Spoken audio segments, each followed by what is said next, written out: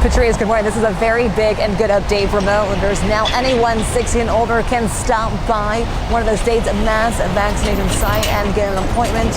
Hopefully get that COVID-19 vaccine. But the other important date to remember is April 12th. At that time, that's when anyone 16 years and older can get a vaccine through all providers. The timeline has bumped up a few weeks. The governor originally announcing everyone 16 and up would be eligible by the end of April.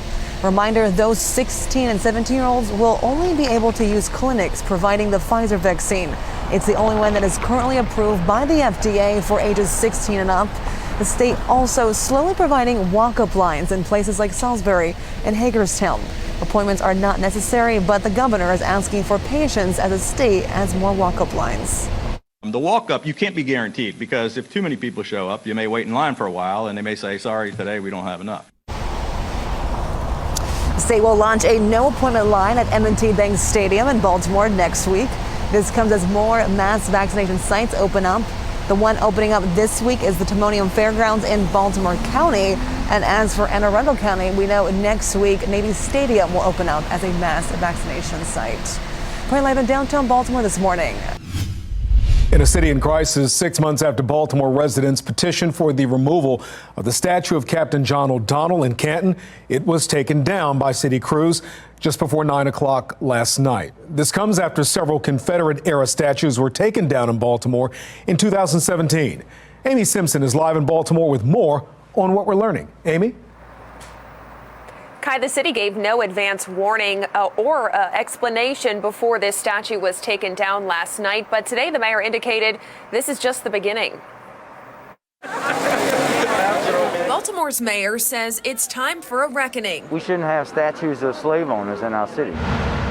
Late Monday night, crews removed the statue of Captain John O'Donnell in Canton. But efforts began last fall calling for the statue to be taken down. This online petition, titled "Remove Racist Statue of Captain John O'Donnell," garnered more than 900 signatures.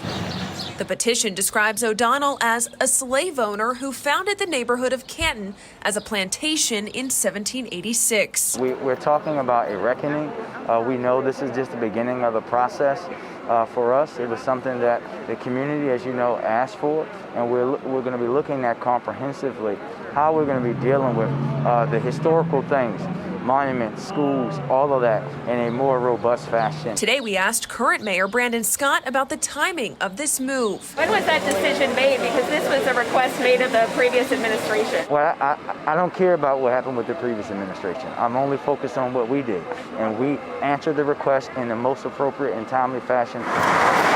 The debate over monuments is a polarizing topic for cities and states across the country, Baltimore included. Baltimore City needs to take a comprehensive look, an open, transparent, public forum kind of look at these statues and schools and renamings. It's piecemealed. I don't think there's been any real thought in how they're going to move forward. The mayor today acknowledging that some are critical of using time and resources on statue removal. And we can do that while focusing on the other things. As that statue was being taken down, I was in Southeast Baltimore walking with community against crime because that's the focus.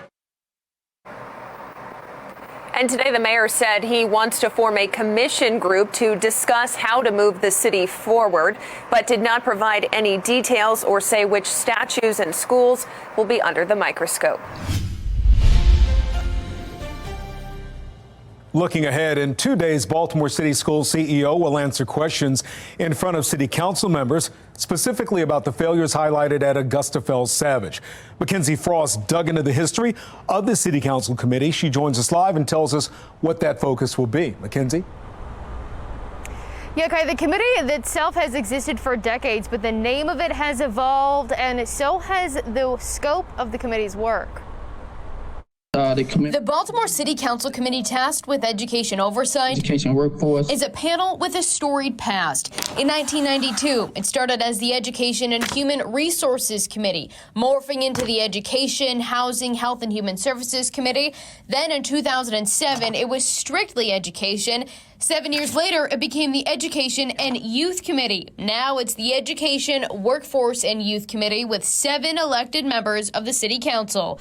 Robert Stokes at the helm, and Thursday, he will chair a hearing digging into who is responsible for the failures brought to light by Fox 45 News' Project Baltimore, where at least one student at Augusta Fell Savage Institute was ranked in the top half of his class despite passing just 3 classes in 4 years. I think there's a lot of confusion. Stokes not divulging too much into what he's going to ask at the hearing, but we have some questions. Like, how many other students are not going to school and are failing? Is the lack of quality education in the city resulting in more crime on Baltimore streets?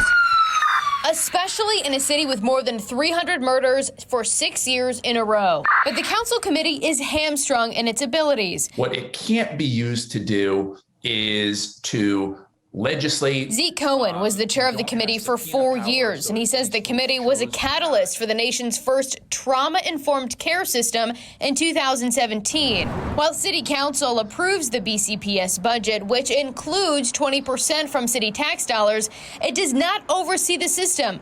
That's the School Board of Commissioners' job.